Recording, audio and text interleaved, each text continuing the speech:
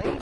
More than you're talking about your vision, then you're in inertia. Energy goes into those lower frequencies, doubt, worry, fear, and now you're in that dynamic. But if you start talking about possibility, even if you don't know how to get there, then your energy starts to go up. You know, what if you ask a what if question? What if all my needs were met? What would I be doing in my life? What if everything is really working together for my good? What if all the bad things that have happened in my life are leading me to activating some great potential in my experience? What if God really is on my side? Ask a what if question, and you start to notice little tiny miracles happening in your life. Things start to manifest. You don't know how.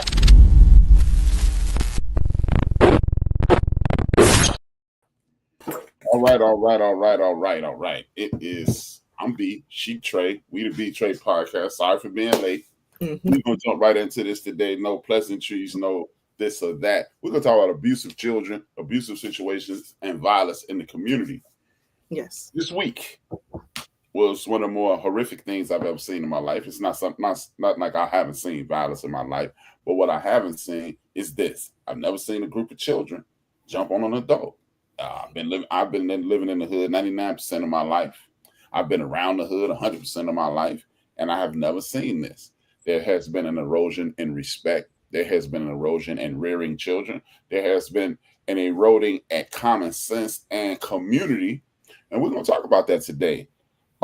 As we say every week, you can catch this. If you're not watching this live, you can go to www.theendofthebench.com, www.theendofthebench.com, and you can catch this and all of our work previously and all the stuff that's on End of the Bench Media, Rapper with H-Rap, Few Minutes with H-Rap, and B-Trey Podcast, and other things to come.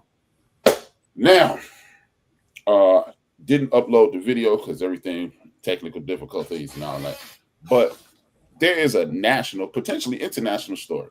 Young people on Chicago South Side attacked a young lady, and they attacked her child, and they attacked a young lady who was defending her child. This is a person who has sickle cell anemia. This weakens your sister, weakens your body, and she did everything she could to protect her child as she should.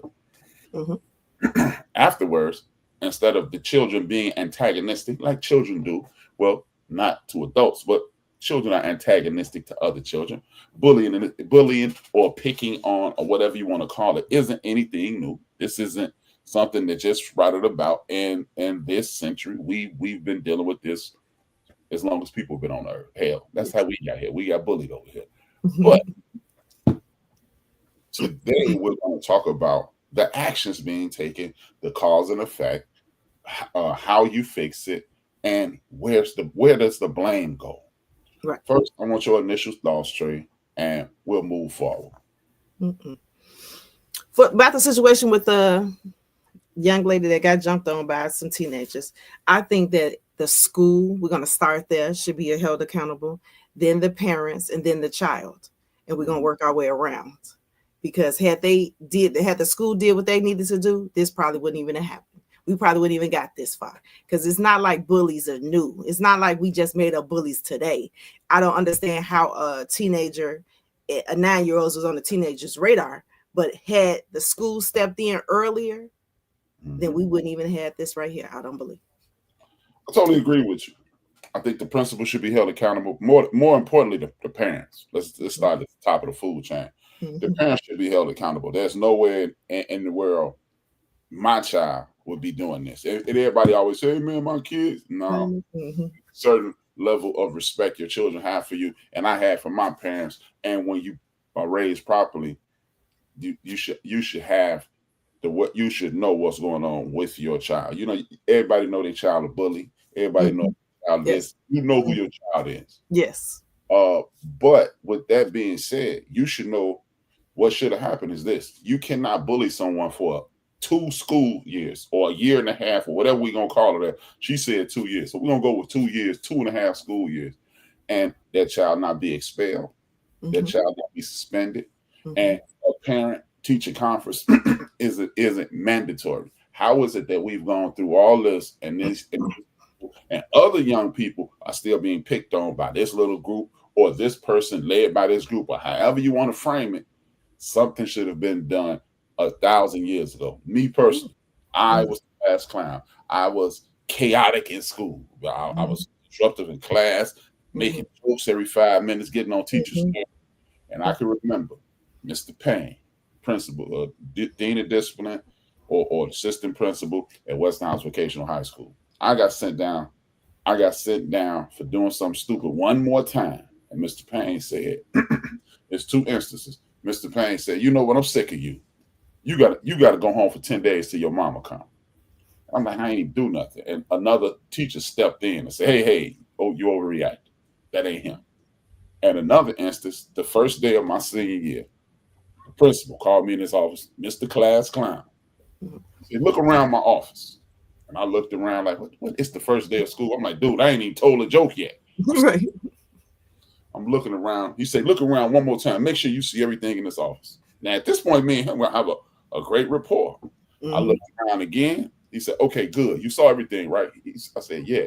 He said, if you see any of it again, you're going to see it next year. That's how you fix it. Like, oh, I don't want to be in high school.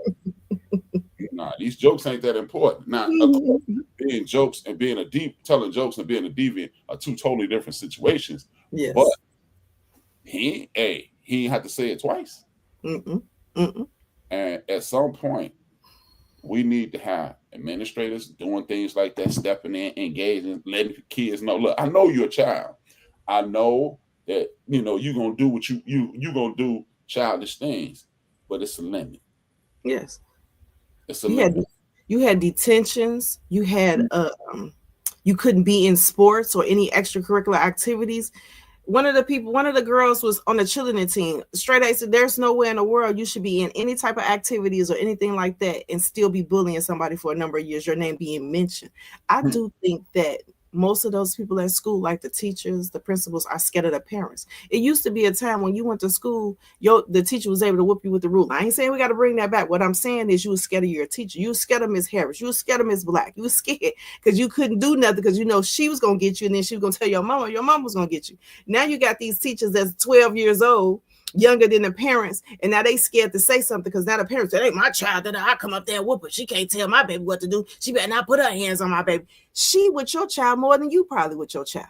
You see what I'm saying? Exactly. So she has to instill some type of fear or respect and respect in your child for your child not to do certain things. And if she feels her hand is tied, what is she supposed to do? Oh, well, let them run rampant because now I want to fight the mama.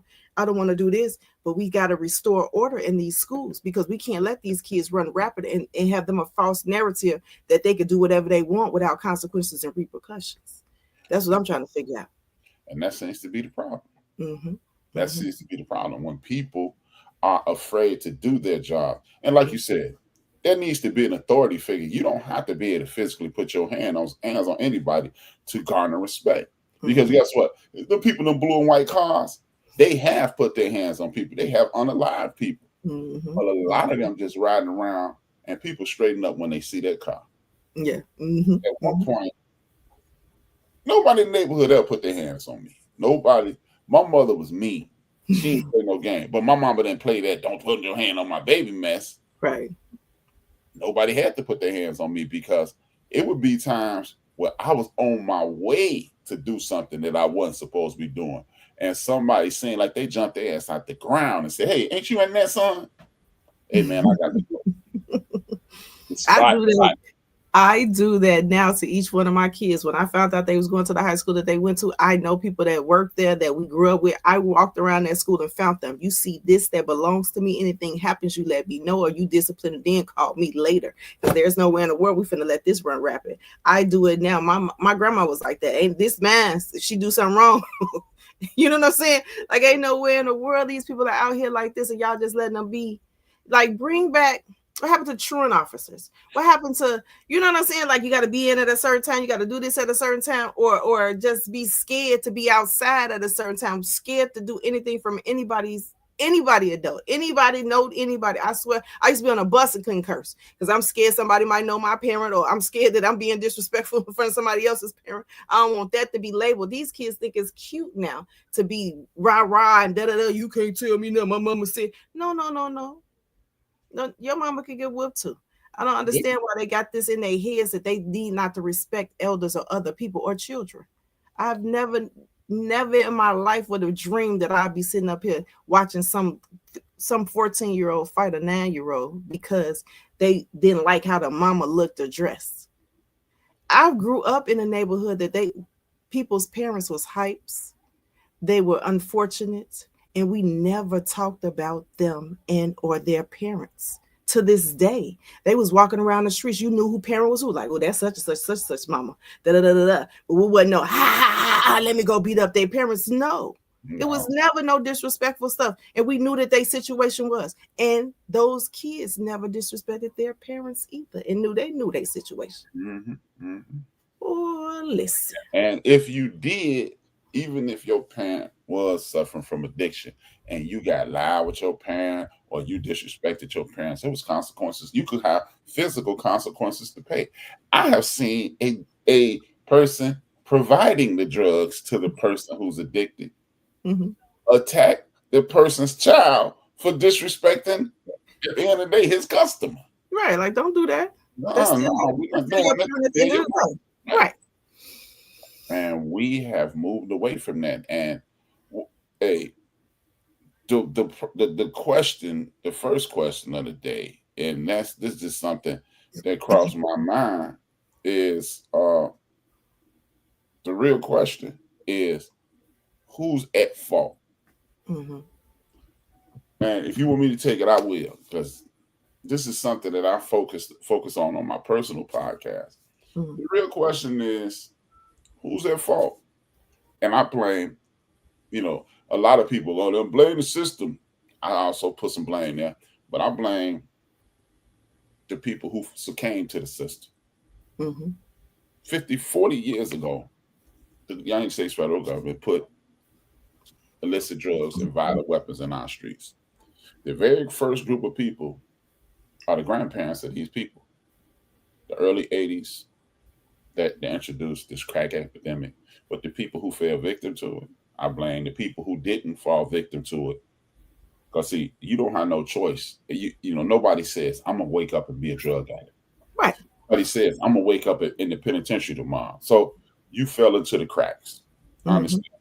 But the people who stayed clean, the people who stayed at work, we just watched people deteriorate, and we watched their children be wayward.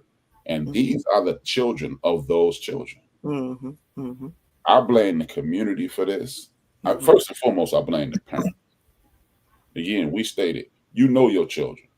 Then I blame the community and the families. Because we, in most of the 80s, most of the 90s, and now these people are teens and 20s, early teens and like between, 23 and 12. Right. These are those people's kids. These are their kids and grandkids. People not just stood back and waved their finger and said what people need not to do. These young people wouldn't be running rampant, wouldn't have this kind of behavior. They would have structure. It's easy to just say, hey, it's her mama's fault. No, it's her grandmother's fault. It's your neighbor's fault. Because, see, the funny thing is, had you stepped in when Brian was addicted to drugs in the 80s and been a good uncle, been a good brother, been a good cousin, been a good neighbor. Right. Brian's grandson wouldn't be acting a damn fool right now, because guess what? You'd have helped raise Brian's child. You'd have fed him. Ain't no way. When you came by my grandmother, if me and you were playing and we were on my grandmother's porch or you were around my grandmother's house, my grandmother fed everybody. Everybody knew Miss Williams. Everybody knew Miss Whitmore. Everybody knew Miss Pollard. My great grandma, Miss Whitmore. Everybody knew Miss Pollard, my grandmother. You wasn't going to be around her house acting a fool. I had some experience with somebody once where their child was at my house and the child fired up a cigarette. He was about 12. I said, my man, it's not going to happen. Not here. Not here. I understand whatever you do, but you ain't doing it here. That parent came back to me and said, and I quote, how you going to stop my child from smoking weed? I said, wait a minute. Your child was not smoking weed.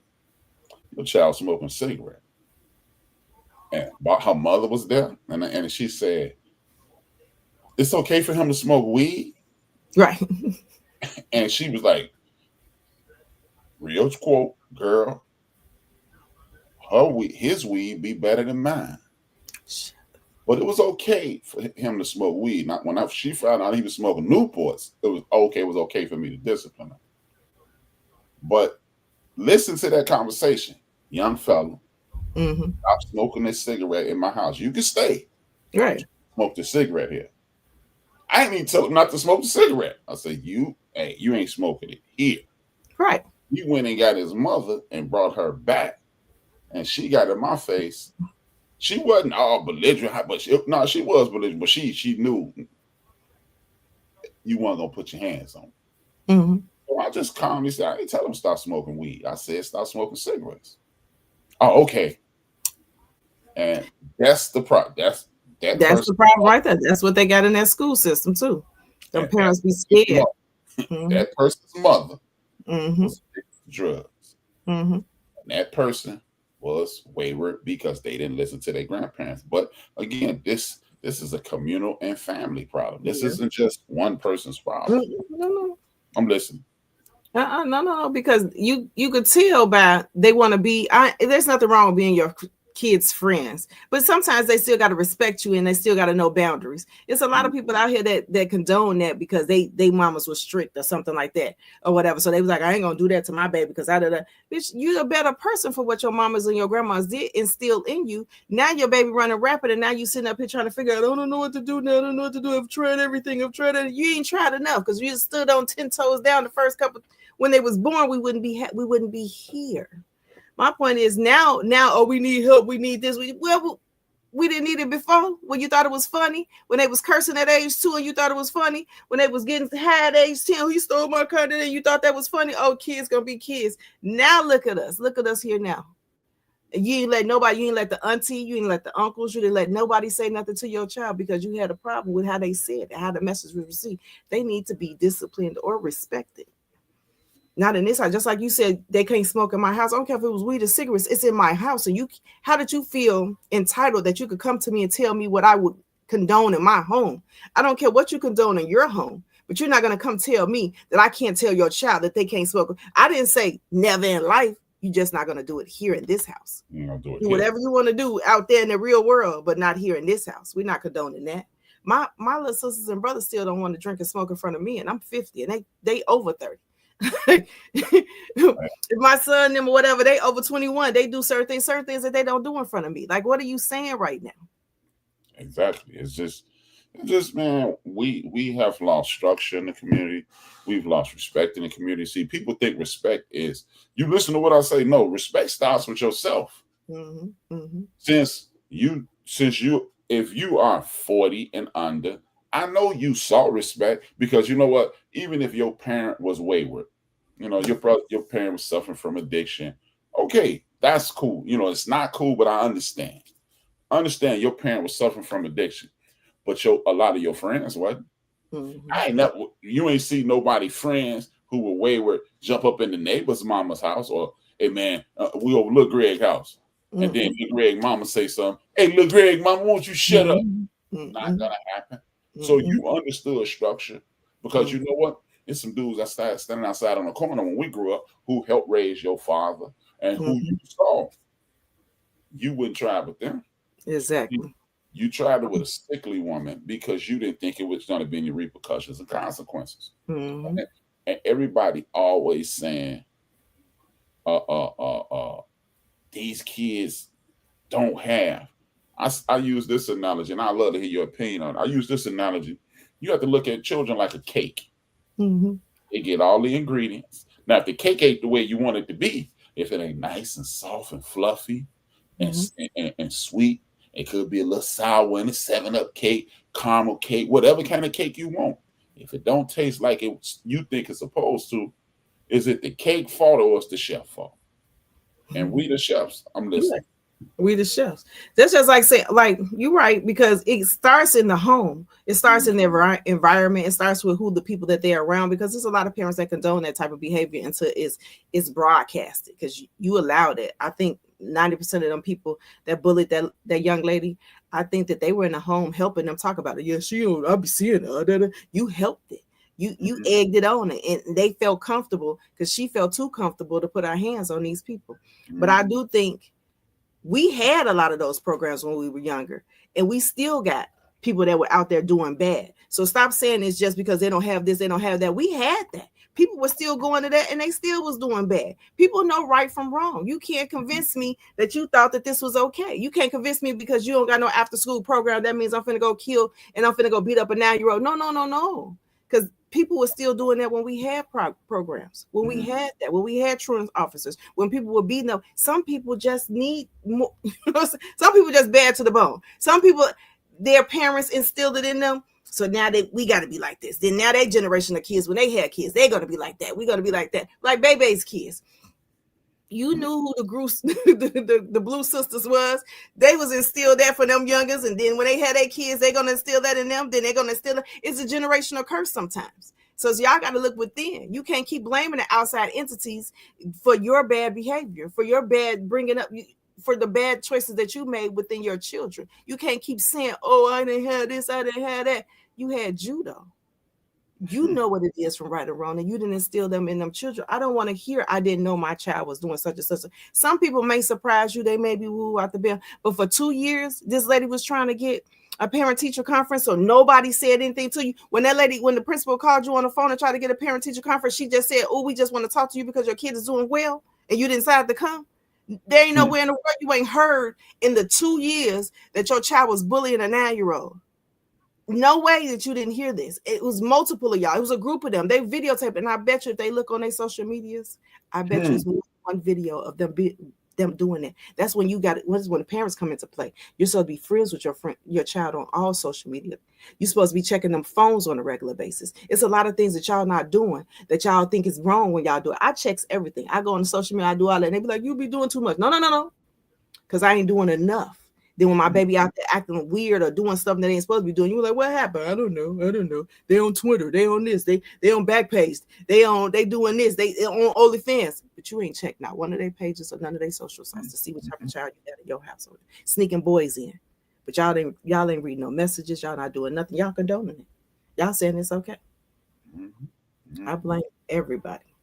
And a lot of these parents want to be their kids' friends. Like you saying, be their friend on social media. You're not saying be their friend in life. No, I'm not your friend in life. We're going to be connected on social media. As a matter of fact, you ain't old enough to have social media. Exactly. With it, I'm going to strip you of all your privileges.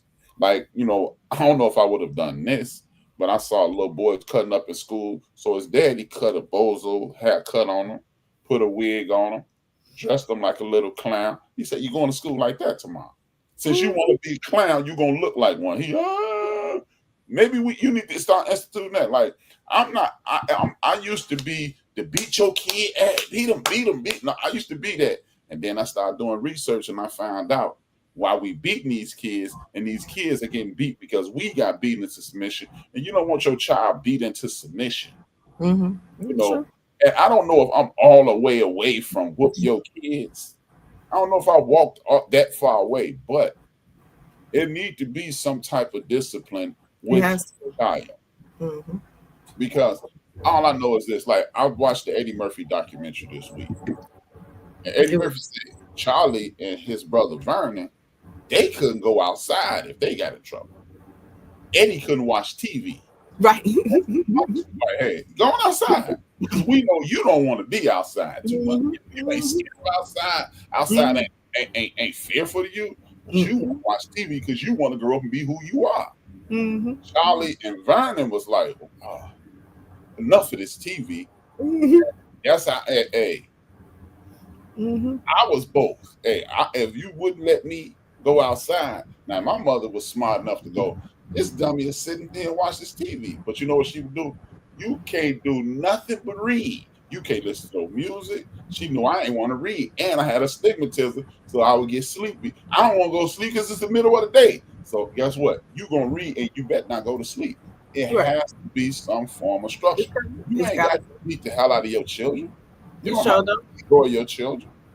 But you do have to let them know, like you said earlier, in the event that you break my rules, you will pay. Yeah, it's got to be consequences and repercussions of everything. they keep saying like they want to put these kids in programs so they can be better. What do we do to discipline them for them not doing that?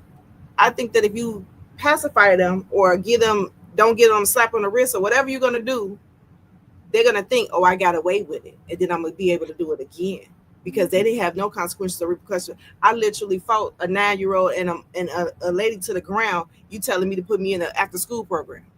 So you don't think in their head like, oh, okay, I got away with this. I'm gonna let it die down for a little while, then I'm gonna do it again, and again and again. Since these children are so image conscious, how about this? I've never done, but community service. I've been seeing them dudes on the expressway cleaning off the interstate, cleaning out some of these vacant lots. Community service is an option, or you can go over here on Ogden and Roosevelt Road. You go out to the west suburbs of St. Charles, where the juvenile detention center is. We can send you there. You mentioned something when we were talking about the show, Scared Straight. If we need to bring those programs back, maybe we need to put up, like some of these detention centers have been closed. Okay, rehab them. Let them sit in there for a weekend. Don't just sit there with the criminals. Hey, we're gonna get you. No, right. Sit in there for a weekend. If that's what you're accustomed to, not a problem. And then how about this? You sit in here for a weekend for a year. You come here every weekend. We put you in one of these jumpsuits and you clean up in the community. How about that? See, no internet, no phone, no stylish clothes, no nothing. Because people want their children to like them. Me personally, I've never cared if my children like me. Be honest with you, I don't care if my children even love me. But you know what? My children understood. I don't want to deal with dude. He makes me, man, my son. Exactly. I could go send my son a link right now, and my son will say, yeah, I used to want to push him in the street. Good. That means I did my job. My job. Exactly. I don't need you to like me. I don't need you to love me. But you know what? You're 32 now. You'll be 28 next month. I bet you're not stupid. I bet you wouldn't have run up. I saw my child. I saw a lady lie on my child. The next door neighbor, she was scolding him. And she didn't even know I was in the kitchen. He didn't know I was in the kitchen because I was standing behind the door. Neither one of them could see me. And she's standing in the line because I watched the whole interaction. And all he said was, yes. And then he walked through the door. He slammed the door and saw me. He looked all day. I'm in trouble. I said, hey, I heard it. She was lying. And he said, yeah. I said, hey. And I told him, this is why I'm telling you to stop lying. You think you're going to outsmart me? Like I be telling to this day. He's 32. BJ, you the only one that hasn't been 32 in this conversation. Right. I'm almost 32 times. I say, BJ, and I tell him, B, let me tell you something. I want you to, you're 32 now. Think back to when you were 28. Are you smarter? I said, go back to when you were 24. Are you smarter? I said, what you do to 24-year-old stuff today? Nah, I say, exactly. You still learning. I'm still learning. It's a 65-year-old man looking at me like I'm a big dummy.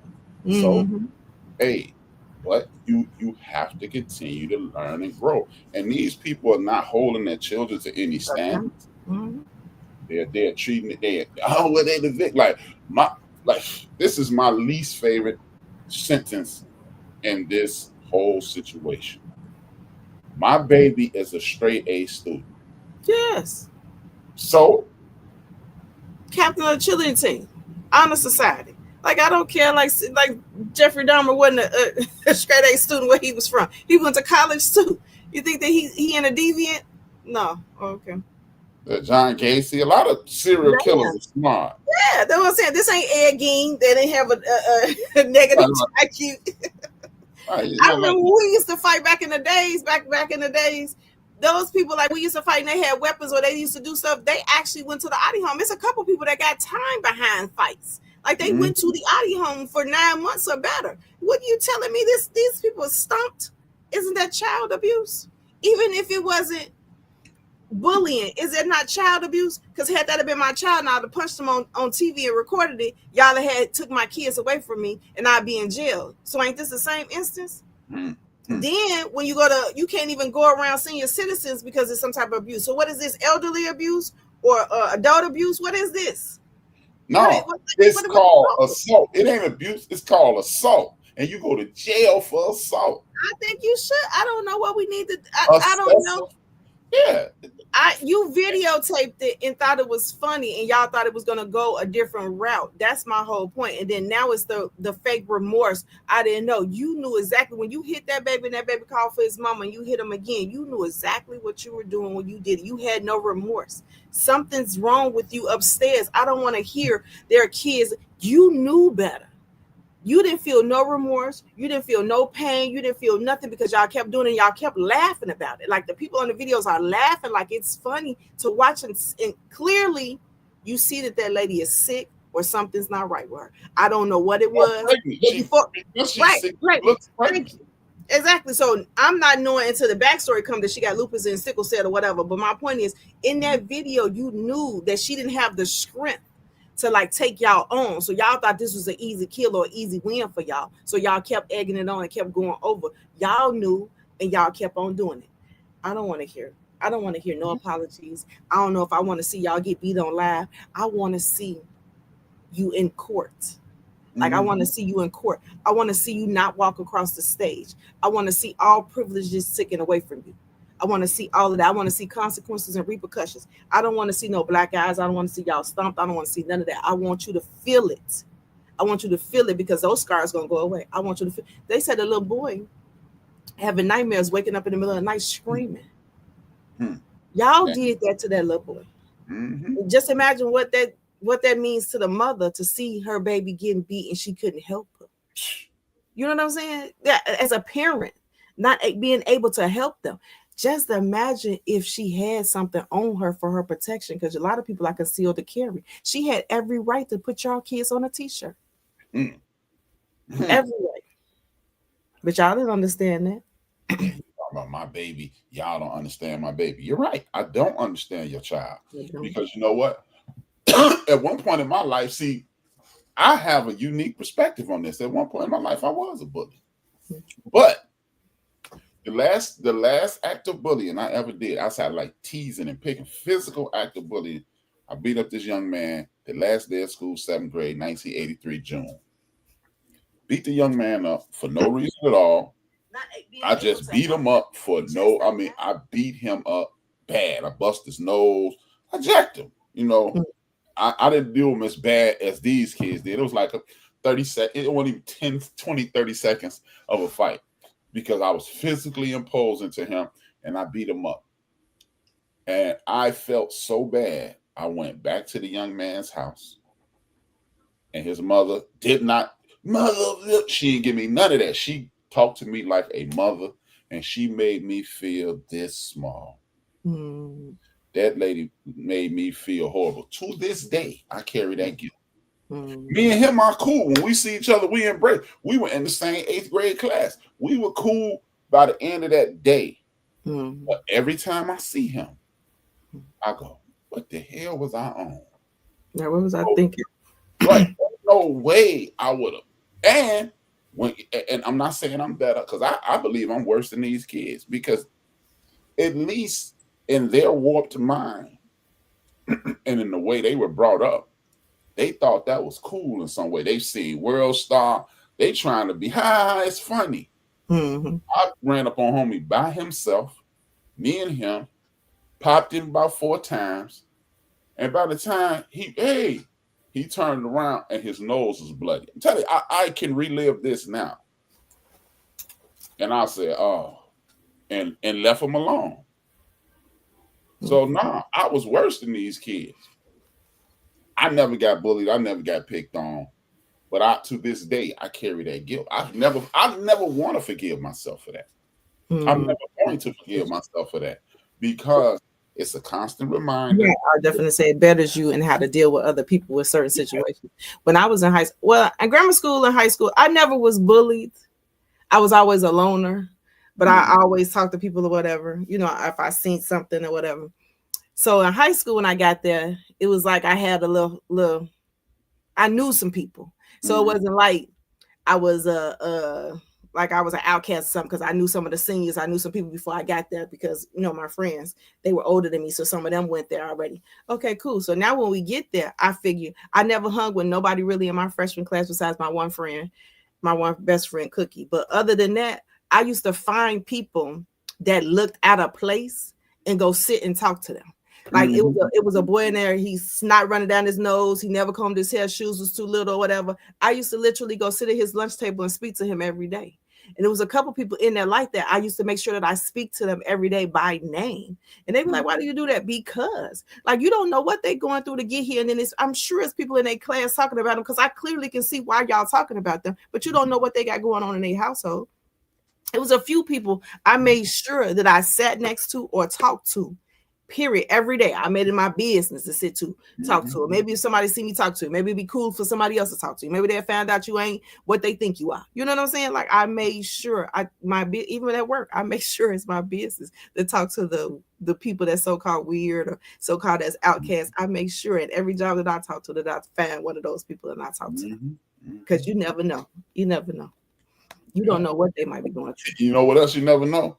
When that person is on the edge. Well, they shooting everybody but me. And I said that. I said, now I know I ain't saying they ain't gonna kill me. What I'm saying is they might give me a chance to run away. Now, if they come back through and I'm still right there, then that's on me. Yeah, I just run. You didn't run left. I was sure ran right. I might get the text in the morning and say, please don't come to work.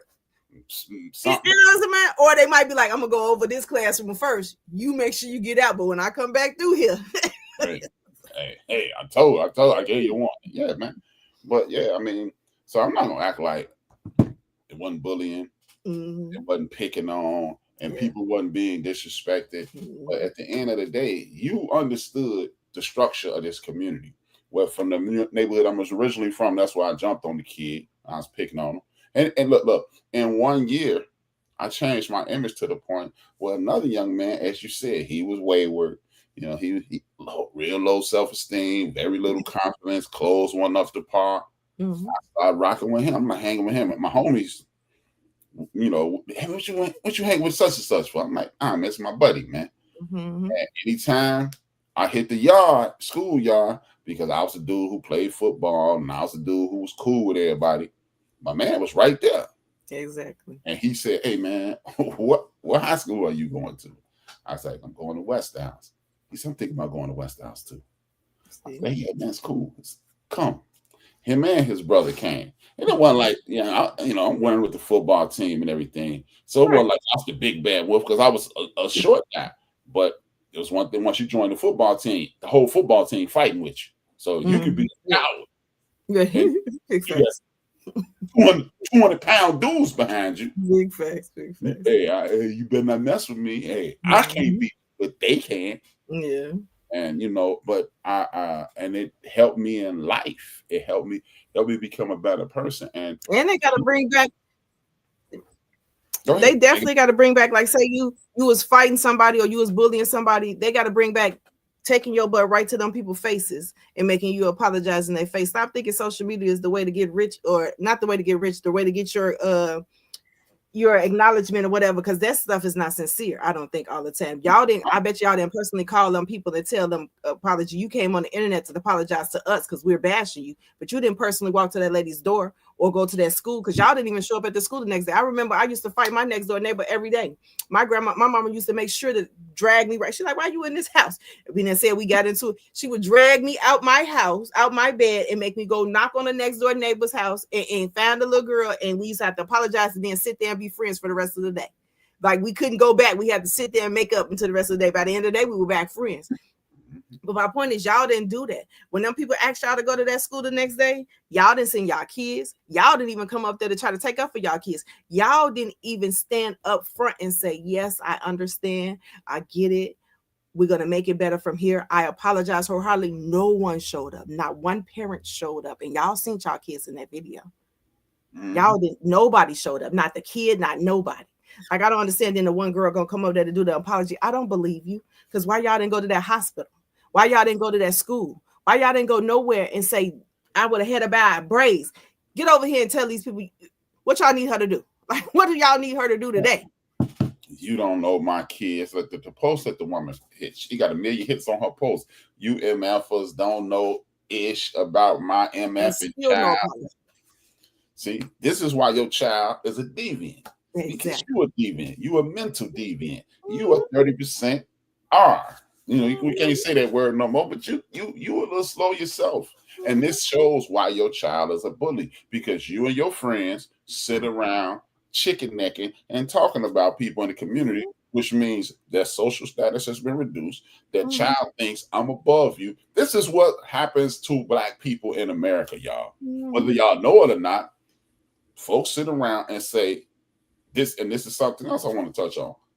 These folks sit around and see instances like this, and they say, see, look at them. And whether you want to admit it or not, somebody's going to get shot in America because of this. Somebody will be disrespected because of this. Because you know what's funny? I told you this before the show.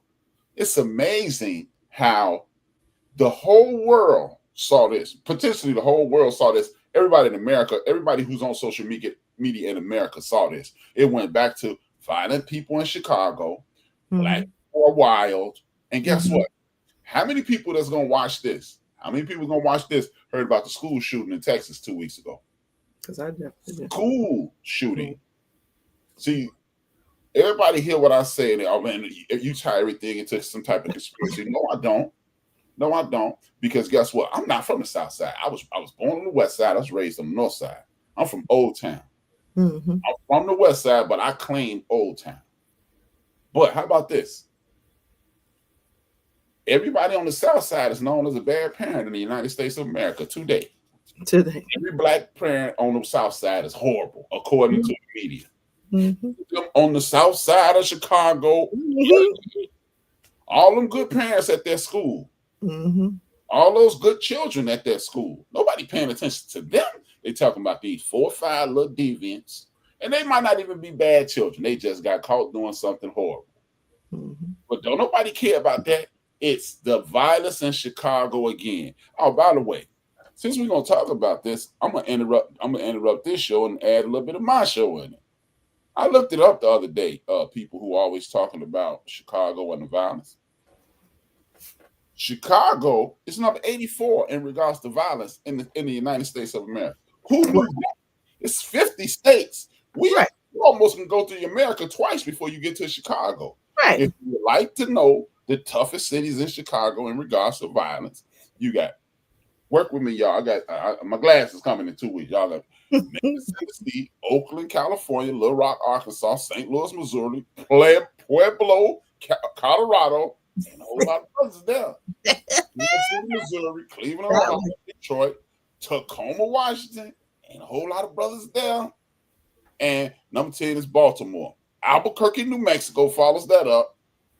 Dayton, Ohio follows that up. Peoria, Illinois, and Houston, Texas is the top 15. And number 15, let me get to this.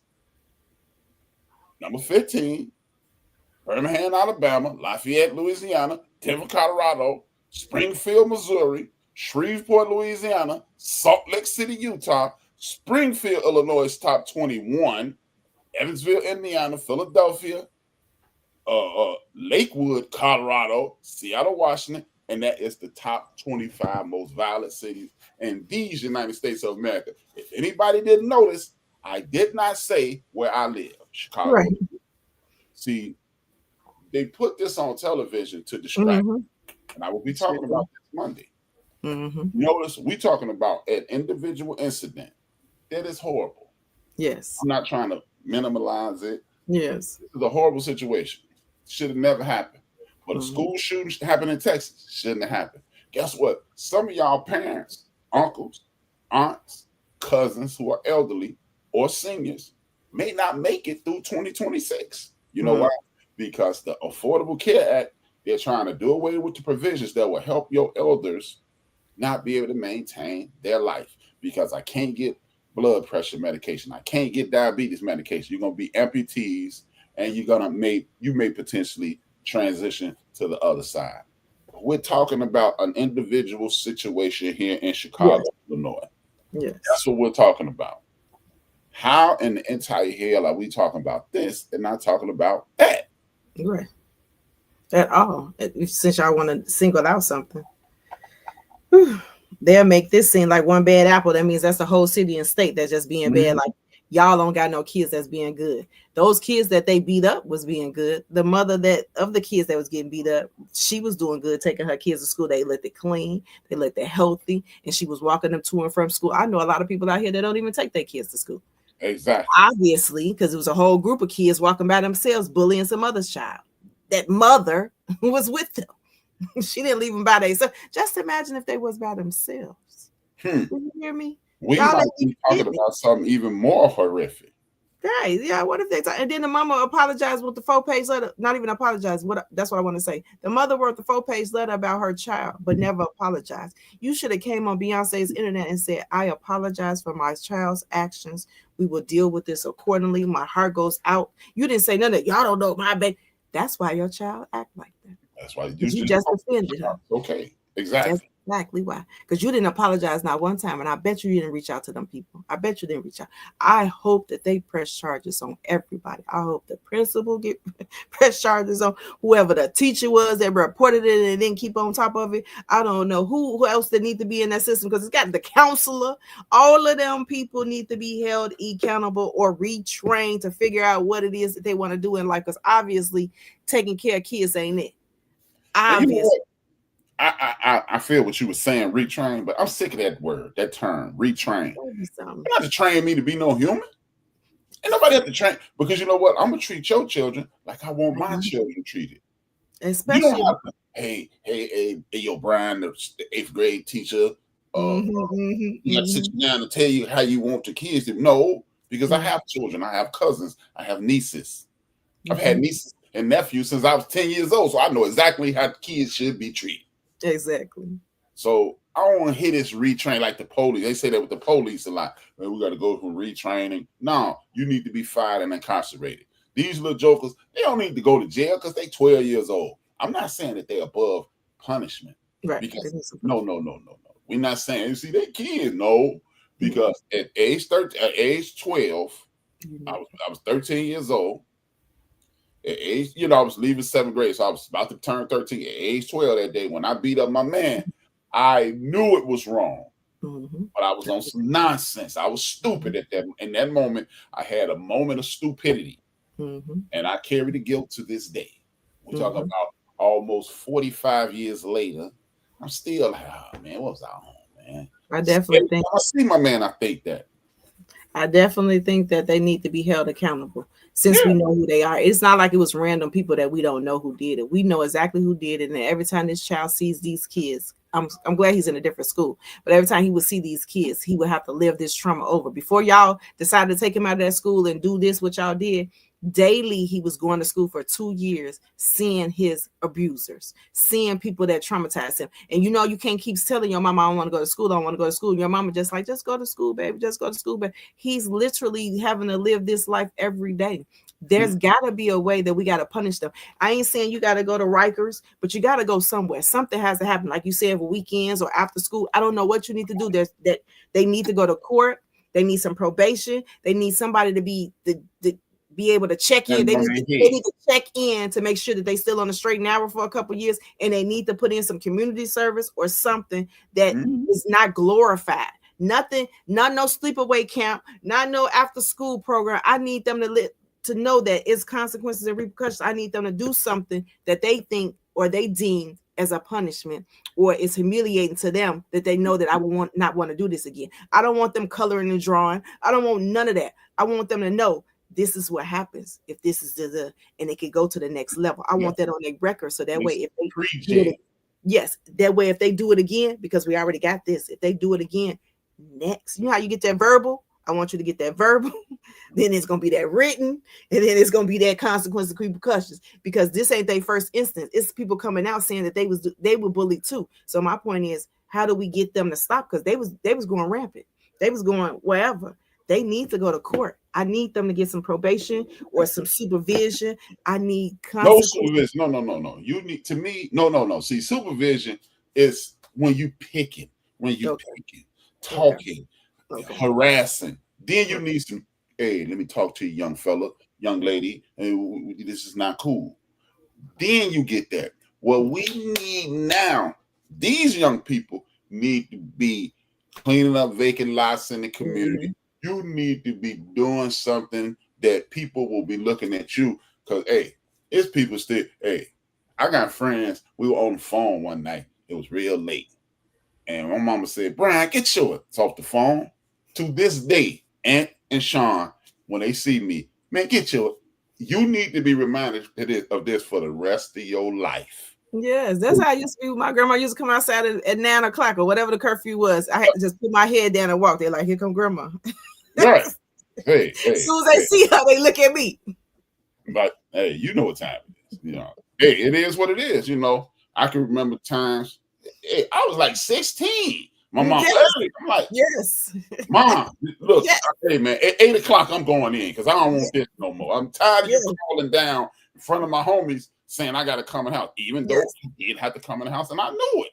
Yes, but I was in high school. Yes, stay in the house, lady, stay in the house. Hold.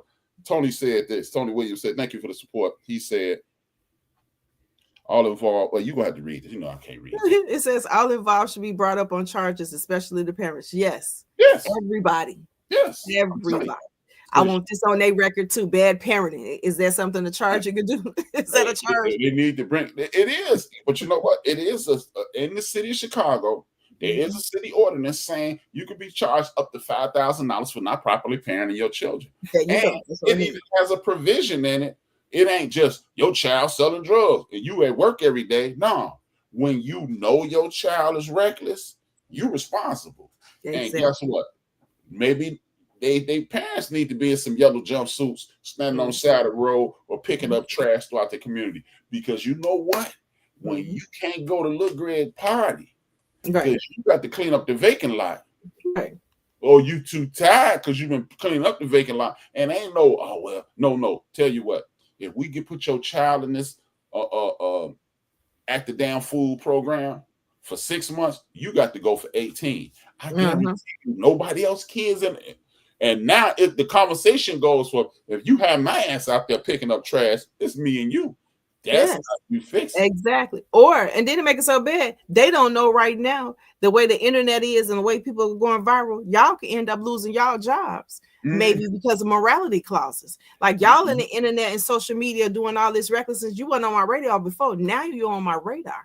Now your job, your supervisors, manager, CEO don't want your name attached to their place of employment. Then where you gonna be at? Even if they let you stay, you'll never be a supervisor. See, this is how you fix this. See, everybody beat the kids, No, you ain't got to beat nobody. But you know what? You could beat them between the ears, because I ain't met a person yet that be that, man, you know what you on this weekend? I'm on the side of the road picking up that trash, Jack. No, ain't nobody doing that. No. Right. When you had you and your mama, because you don't know how to act, shoveling snow, picking up trash, and doing all this stuff that don't nobody want to do, I guarantee you're going to act a fool one time, because your mama going to tear your ass cat raggedy when you get in the house. Whether I agree with that or not, your parents going to make sure they never have to do that again. To me, that's how you fix it. You have to get everybody punished, because when your mama in trouble, I ain't saying put the mama in jail, because no. But you know what? We've been complaining about your child for 6 months, and you didn't see about it. And then the judge should be like, well, you in trouble for the whole rest of the time you're in elementary school, and your mama in trouble until you get out of high school. So when your mama gotta be outside doing something that she done missed the parties, and she done been at work all week and she gotta go somewhere else, I bet she pay attention then. Hold it, Tony said something else. It says everything starts at home. Those kids need to understand that there is consequences for their action. Exactly what I said. I don't want a slap on the wrist. I don't want no after school program. I don't want no mentorship. I want them to really feel like, look, this is what you did. This is the consequences of your action. This would motivate them not to do it again. If you get them a slap on the wrist, be like, I'm gonna put you in an after school program. They're gonna think in their head a couple more months, y'all gonna forget about it and I can do it again.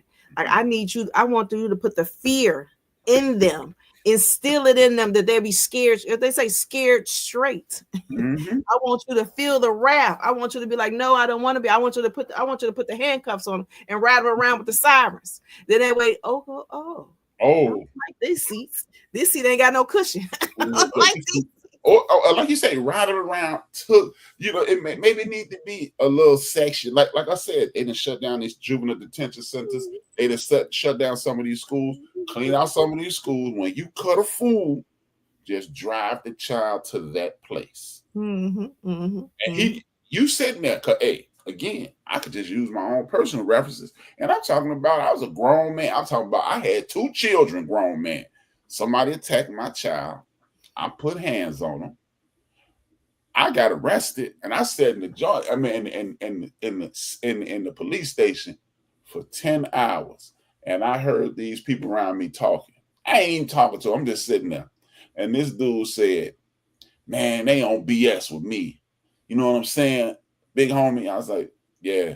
He said, "Man, it's the 3rd time I've been arrested this week," and for 10 seconds, I said, "Yeah, man, that's messed. Nick, it's Wednesday." Right. I said, I ain't never. I was like, hey, I started using my words, and then I was like, I can't do this. No, I'm out of here. And if it fixed me, I ain't no special case. I ain't the smartest Negro in the world. But I'm telling you, when you get faced with, I was like, it's Wednesday. He said, "What's up, man?" I said, "Nothing." I definitely think if they put them handcuffs on them, their reality, that click, their reality. I ain't saying that they got to go away and get it, but I think that they go to their homes, arrest these kids, and drop them down, and their parents have to go sign them out and pick them up, and they in a holding cell. You can't convince me that they mindset won't be like, this ain't where I want to be. I never thought we would get this far. You can't convince me. Now you can let the mamas come get them and get them out, but I bet you if you go somewhere and arrest them, put them things on them and put them in their car and drive them down there without their parents in the car with them, and then put them in a holding cell for a few hours, and then their parents got to come sign them out. Don't let it be a holiday, but their parents got to. I bet you it's a different conversation when they go home. I bet you it's a different conversation. I bet you it's a different understanding. And to keep going to court for to hear about what they said and they replaying the video, you can't convince me that them kids will have a different outlook on something. And like Tony said, we need to go back to the village helping out. Yes. Juvenile detention centers to open again. Y'all see how it happened when I could read it 3 or 4 times before it popped up. I don't need my vision all the way. But on the serious side, Tony's right. If you get everybody involved, see, everybody think, oh, look at his mama. No, see, this is why we are where we are, I believe, because we're sitting around talking about people mama and our children right here. At one point, I was a middle child of my family, of my mother's family. Everybody was 5 to 7 years older than me, 5 to 7 years younger than me. I don't want to be with them babies. And they was telling my mama, I don't want the baby with me. So now I got to sit next to my mama. And I bet not fart louder than a whisper or I'm going to be in trouble. See, it ain't about beating no kids. It's about setting boundaries and understanding what's going on. And everybody in the community know your child. But now you can't say nothing to my child. Okay, well, when something happened to him, I don't want to be on the internet about your child. How about that? Right. I can't say nothing to your child. Horrific happens. I don't know. I'm not signing no petitions either. Because he said old school values still work if the parents would use them. Yes, because I say that earlier, that when you went to school, you had to hold your hand out. That teacher with the gray hair wig had to pop you a couple times. Then you still got to whoop it at home. Ain't nowhere in the world, if y'all had that back in school, we wouldn't have as much problems as we do now. Ain't no way. Y'all got to bring that back. Now you got teachers that's 12 years old, 22 years old. I'm 50 years old. I'm going up to this parent school conference. They scared to talk to me about my child because they think I'm going to be outright and belligerent. No, baby, tell me what's going on here so we can fix this. But then you got people up there trying to fight the teachers. My baby ain't doing this. Y'all can't try to see. They need them old school teachers back. Them old school principals, old school teachers. Remember the principals used to come to your house sometimes. Well, y'all ain't forgot. Y'all forgot principals used to come to your house. If you was smacking on gum, you had to put that gum right here. You got to humiliate these kids sometimes. you gotta figure it out. You should have had gum I was as a child. One of my grandmothers lived on the south side school, and my other grandma lived on the other side of school. And my auntie, my grandmama's sister, was a teacher. 2 of them. So they knew my whole family. And I was still an idiot. But you know what? I was age appropriate idiot. I was in this joke, cut up in class, ha. I'm gonna tell your mama, wait a minute. Hey, you're not gonna do that now. I'll be quiet. Because baby, you can't whoop your kids out in public. You knew you was gonna get in trouble. You knew you was gonna get in trouble. Your parent had to come up to that school. Baby, don't have me come up to that school because you finna get embarrassed. You finna parents don't even do that no more. Parents didn't even come to the parent teacher conferences. They didn't. Them people were asking them for 2 years to come up to that school, and they still didn't come up to them school. Ain't no way in the world them kids wouldn't expel. Ain't no way y'all didn't expel them kids. 41 years ago, man. 41 years ago. I still remember freshman year grades. I got all C's and D's. I got a D in gym because I was late every day. It was first period. I didn't think it was no big deal. I was showing up at 8:05. Who knew you was in trouble for that? Because I didn't go to orientation, but that's another stuff. And I'm like, my mother slapped the hell out of me and said, Mr. Football Player, your ass can't even play right. Every time I think about football, I hear that. So, I mean, man, like Tony said, old school values, and I'm not even saying hit your child. But there's certain things that my mother said to me throughout my life in anger that was not detrimental, that was not denigrating, but she just let me know, boy, you got to, I will. And now it's sad because it's kids raising kids. They don't know about respect and morals. Yes, because now the grandmas is 35 years old. You know what? I somewhat agree with that, but I agree with it a little bit. People understand, Tony, man. We keep saying that people don't know. Come on, T. I don't care if you were raised with wolves. You don't run up on lions. You don't run up on elephants. Okay, if these kids were as bad as they say we assume that they are, why they ain't running up on the police? Exactly. Why they ain't running up on people that can potentially fight back? Yeah. You knew exactly who you were bullying. You knew exactly. You saw somebody vulnerable and you preyed upon that. You used them as prey. Yep. See, I refuse to believe that these young people are just so oblivious to what's no. Oh, see, you wasn't raised right. Hey, man, my mother talked to me about everything from sex, death, finances. I learned how to write out a check and pay bills at age 12. She's like, okay, she showed me how to do it and said, that's your responsibility. So I had to pay the light bill, had to pay the bill. I wrote out the checks and everything. I knew that. But you know what? Guess what conversation my mother never had with me? Drugs. Don't do drugs. In the middle of the crack era. I asked my mother right before she passed, I say, Mom, you talk to me about everything. Why didn't you ever talk to me about drugs? She said, I knew who you was, and that wasn't your thing. And it wasn't my thing. Now, she should have talked to me about sneaking bill. But that, hey.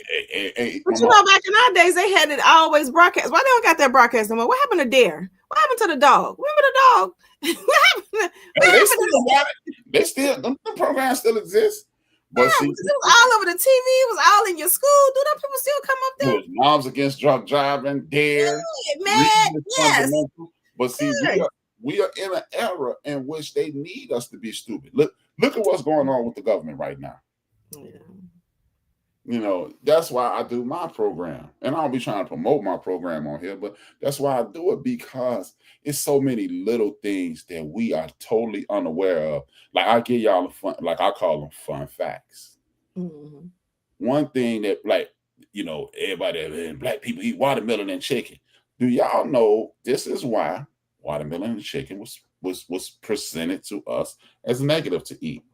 Because when our ancestors were freed from those plantations and emancipated themselves by winning that war, don't let nobody tell you Abraham Lincoln won that war no, we won that war. They were getting that butt kicked. They let us fight. 6 months later, the war was over. But when they were released from those plantations, black folks said, we're not eating no more meat. We're not eating no more pork. We're going to eat watermelon because it's nutritious, hydration, and it's good for our skin and things of that nature. It's probably one of the most healthy fruit you can eat. Yes. So our people start over indexing on watermelon. Mm-hmm. And they was growing it and they was selling it. And white folks was losing money. So they made it embarrassing to eat. Look, that's all they eat is watermelon. Mm-hmm, mm-hmm. Embarrassment. That's why it became an embarrassment. We don't even know. See, it's little things like that you don't know about your heritage that makes you grow up oblivious and think, oh man, this ain't where it is. This ain't what it is. That is what it is. Mm-hmm. And we need to start engaging with each other. It needs to, you and Tony said it best. If we start going back to the village, how about speaking to the person? Just when you walk past, hey, how you doing? How many people on your block do you know? If you live in an apartment building, how many people on your floor do you know? Mm-hmm. I live at, what was it, 2115 B Maypole from 2005 to about 2016, 17. I didn't know nobody's name around me. That one dude across the street, me and him, we talked every day. But to this day, I don't know. Hey, that dude name is Hay. That's all. To live there 10 years and didn't know anybody's name. I know about 2 people on this block. See? I don't know. And how can we expect people to have love for each other and we don't even know each other's name? And you're right about that old school values, because when my grandma stayed with me in my other house, I stayed in that house 15 years. She moved in with me for about 5 years, maybe, or whatever. She knew everybody on that block. I swear for the Lord, she knew everybody on their block. She knew their names. She used to be making plates for the man next door. I'm talking about, she was just a busybody. Like, I'm like, girl, who you know? She's like, yeah, that's such. They got some kids, and their kids go to that school down there. I was like, how you know that? She knew everybody on that block, and I loved it. She was like, it kept her busy, kept her in. And that's how it should be. Like, we should be saying, hey, we should be saying, have. These people be so stuck in their ways and want to be in the house and scared that somebody gonna do something, like you doing something. No. It takes a village. We want to protect this block. I have to know everybody, because by her knowing you, you never know. She probably know that man ain't supposed to be in there. Why are you in this? You know what I'm saying? Be nosy sometimes. Mm-hmm. But yeah, she was nosy and letting the person know who's sneaking over Miss Jefferson's house. I see you. It ain't my business, but I see you. Just know I see you. If somebody die, I'm snitching. Yes, he so did. And you know, like people act like, oh man, but see, you'll hear people, people be touching little girl. I come from an era when they was saying it's a dude driving around a white van. He was on grabbing people. That's where I grew up. Yes. About no pedophiles. Pedophilia is not new. No, it's not. It's not, because that man with the big Cadillac with the bumper system, you knew while he was riding around in your block. Please don't act like y'all know it was brand new. You knew, and he had the little 12-year-old in the front seat. We going to the store. No. You knew. Yeah, nah. And hey, and I know some dude. Hey, when I knew some 16, 17-year-old boys who was riding around with the dude in the Corvette, and they was getting out with money. So exactly. So stop acting like y'all we just heard about it. Girl, bye. We ain't just heard about it. Y'all just act like y'all don't.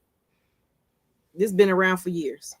So yeah. So, but if that man was seen by an older man in the neighborhood, I knew the dude. Now his name was Sylvester. Sylvester, what you doing about that little boy? Go on down there, man. Now Sylvester can't come on that block no more, but he on the next block. Sure did, because I remember a few people.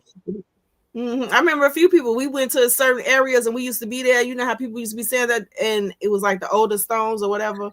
They'll come be like, y'all get from over here. Y'all gotta go. Like, you know what I'm saying? Y'all gotta go. Like, who is these dudes y'all talking to about 20 years older than y'all? Y'all gotta go. Y'all gotta go. Y'all just over here for no reason at all. Yeah. We just over here chilling by the stove. They like, nah, y'all can't hang out right here. Hey, you remember Wild Bill, right? Who used to wash the cars? Mm-hmm. BJ didn't know why he knew him. He said, hey, BJ, what you doing down here? Huh? He said, go on down there. Mm-hmm. And then I said, BJ, man, Wild Bill yelled at me. I said, you know why he yelled at you, right?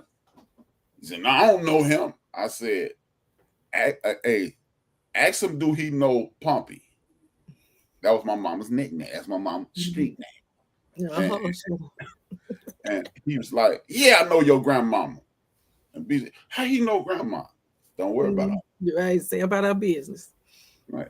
Don't worry about it. They grew up together, fool. She knew him before she knew me. He trying to make sure you okay. See, people don't realize that though. Right, man. He looked at that little boy. And one day he said, that's your boy. Yeah. And I ain't say nothing else to Wild Bill. That was it. Hey, Brian. That's how my daughter be like, you know, so many people. Yes, because I try to stay connected with them people. You never know when you're going to need them or see them in certain situations because all of us are grown now. Everybody has a profession. There's no way. It's like 5 people we grew up with at work at Lincoln Park. Let me take this kid around here. You see this face? This face is mine. Please let me know when you see it. My baby like, you know everybody. Yes, I do. Yes, I do. Even when she went to the after school program with Carter, she didn't know I knew them. They go Carter, they go such, they go such. Please, this mine. This belongs to me. If it's active, let me know and we'll handle it accordingly. Yeah, you know, people need to realize, yes, we need to work together as a village. Yes, there need to be consequences and repercussions. Yes, we need to do a better job raising our children. Yeah, all those things are true. But what I want people to understand is this. If we don't stop putting these things, every time we post something like this, every time we glorify something like this, you're putting the rest of the community in jeopardy. While you're trying to be on World Star, that devalues the young ladies and the young men in our community and makes them animalistic to other people, which makes the people who riding around ready to hurt them justify hurting them. You may not believe it, but that's the truth. Because then now they justifying because I've seen them on here acting like animals, so I got to treat every last one of them like an animal or whatever. I was afraid for my life. She's 2. What are you talking about?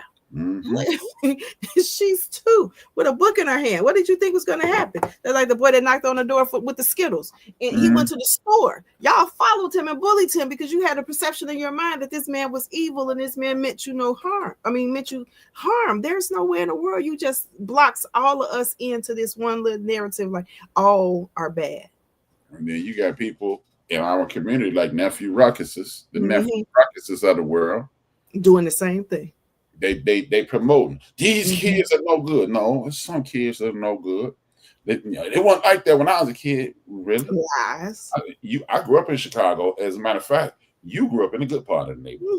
Thank you. So it wasn't like that over there. Like when I lived, I literally saw somebody get pushed out a window before. Thank you. You didn't read it off TV. So what did you do? You listening to somebody else tell you the narrative, so you trying to stick with that. Say that part. Right. But now you're gonna see these 5, 6 young people, and that's a bad school now. And I've been saying that for months. Just because you see 10 people standing outside doing something they aren't supposed to do, that does not make that a bad neighborhood. That's a bad image. But what about all the people in the house raising their kids on their way out to work that you didn't see? That's how they was trying to glorify, like, do the projects. All the people in the projects ain't bad. Everybody that's on Section 8 or low income ain't bad. So stop doing that. Like, there are actually people out here raising their kids and providing for their kids and making a better way for them. Exactly. Y'all don't hear me though. Who's in the projects? Everybody. There's scholars that came out of the projects. What are we saying? As a matter of fact, the former district attorney of Chicago, Illinois, elected 2 times, Kim Fox, come from our neighborhood and Cabrini Green projects. Right. Like, what are you saying here? So yeah, don't do that. Don't do that. There's people. One of the people who used to be a high-ranking person in the military, who used to run the military, comes from Cabrini Green projects. So please don't. Everybody who's in the hood, everybody who's in the projects is not bad. If that's the case, it would be the majority of people that look like us in jail. And that's another lie that's being told. Exactly. It's overrun by black people. No, it's not. I do too. I live on the south side of Chicago. Yes, I do too. And a lot of people are scared of the south side, just like the south side is scared of the west side. Right. So I don't know. Like that's the part that lets me know that all y'all do is pay attention to the TV. Because if you live in Chicago, y'all think if you don't live in Chicago, the south side is crazy. I don't know what's going on. But if you live in Chicago, the people on the south side scare the people on the west side. Yeah, so it's because a lot of people, I ain't going on 79th. Then now you guys, then the people on the south, I ain't going out west. I ain't going on Madison. I ain't going none of the place. Yeah, I'm not doing that. Like, I remember this dude named Dave. Dave rode when everybody used to meet up at the circle. Dave rode past me at the circle. Hey, I'm on the west side. Like he had discovered something. Like, I'm still living. I made it. I made it. Look at it ain't bad as I thought. It ain't bad as I thought. Look at me. Look at me. Like, he said it like he did something. Like he climbed the top of Mount Everest. I'm like, hey, okay. See, that's what I'm saying, man. People stop allowing people to create narratives about you and your people, and then living out those narratives. Yeah. The South Side is not. I don't care where you are on Earth. I don't care where you are on Earth. You take away opportunities and resources, and you will get crime. Yes. That is the literal recipe. How do you make crime? Take away opportunities, take away resources, and people are going to they are going to enter survival mode, and they will do what they have to do to see tomorrow. Because they ain't trying, I got to see Friday. Nope. I got to see Sunday. That's just like, right. That's how they doing with the people with ISIS. Those people are coming in here to take these people away. So now they're scared to go to work. So now they're trying to figure out what they need to do to survive. So now cars are getting broken into, establishments are being robbed, people are being robbed because y'all took away whatever source of income that they had. They scared to walk out their door. Now, how do they feed themselves? How do they get money to pay their bills? Now all of a sudden we got more crime up, but y'all think it's us. But there's more crime up, but y'all created that narrative though. You know what I'm saying? Y'all created that narrative. And I'm gonna talk about that Monday. I'm gonna record it Monday and talk about how we have fallen right back into the circle of foolishness. One of the things I'm gonna talk about is when we were emancipated, when we allowed the United States of America to continue to be a country, meaning Black people, by winning that war, they tricked white people into saying they taking your jobs. Y'all ain't had no jobs. We had the jobs. Right. Thank you. You ain't had no job, white man. What you weren't picking no cotton. You weren't raising no. You weren't building nothing. Right. Exactly. Doing your thing. We actually did you a favor because now they gonna pay you more than they paid me. For they wasn't paying me nothing. They got to pay me a dime. So now they got to pay you 15 cents. So we did you a favor again, and then now we are dumb enough to say they taking our jobs. Come on, y'all. They don't even flip the record over. They just started over. So talk about that Monday, y'all. We gotta stop falling for the okie doke. Do our children have some additional distractions that we didn't have, like social media and things of that nature? Of course they do. Are they worse than we are? No, they're not. Understand these children are not worse than us simply because you see it more. Because when you grew up, it was news on 2, 5, and 7. Then they added 9. In 1988, they created CNN and everybody laughed. 24-hour news, how stupid is that? Guess what? They have to put something on that stuff. So, and if it bleeds, it leads. So, of course, they're going straight to the people who they want the whole world to be mad at. Ask yourself why you've never seen an Asian person go to jail on TV. They in there, but you never seen it on TV. The largest criminal organization on earth is the Russian mafia and the Asian mafia, but you've never seen an Asian person go to jail. You've never seen a Russian person go to jail. Black on black crime is out of control. The drug, and then the president tell you the drug cartels are out of control. Cartels. It didn't say cartel. He said, that means they're battling against somebody. Who are they killing? Use your brain. Yes. Your thoughts, and then we're going to close it. Then we're going to talk about our number one sponsor, and then we out.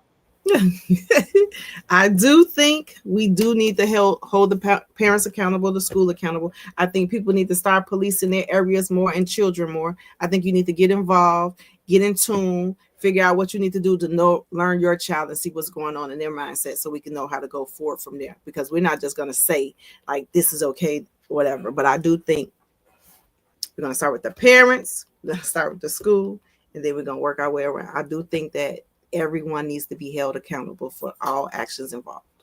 I do think that. Totally agree. And this leads us to our number one sponsor, the number one segment in the history of the world, promoting Trey Naturals. No. Please get in tune with me. All natural hair and body products. You can inbox me, DM me. It doesn't even matter, on all platforms, Trey Naturals. Please like, follow, share, all of that. I talk back. All right. Yeah, we definitely respond when Facebook ain't janky and be trying to slow us down on those little paper that we take it. But with that being said, man, I see y'all Monday on a few minutes with H-Rap. See y'all in 7 days. I got an idea, so yeah, we gonna hold on anyway. But I got an idea for next week's show. 2 things, 1 word. She Trey, I'm B. We are. I think oftentimes we as people, black people especially, are taught to go above and beyond all the time, and I think a lot of times we do that with our capacity. We do it in relationship. We do a lot to prove that we're loyal, that we trustworthy, and all of that. And we'll pour until we got nothing left, and then we'll try to keep pouring. And that's not just romantic relationship, because I think the habits we build outside of romance are what we take into romantic relationships. So make sure that, like, you're not out here pouring into folks and you ain't got nothing, bruh. Find people, find places, find habits that fill you up, bruh. And make sure you giving from people from your overflow, bruh. Don't be out here giving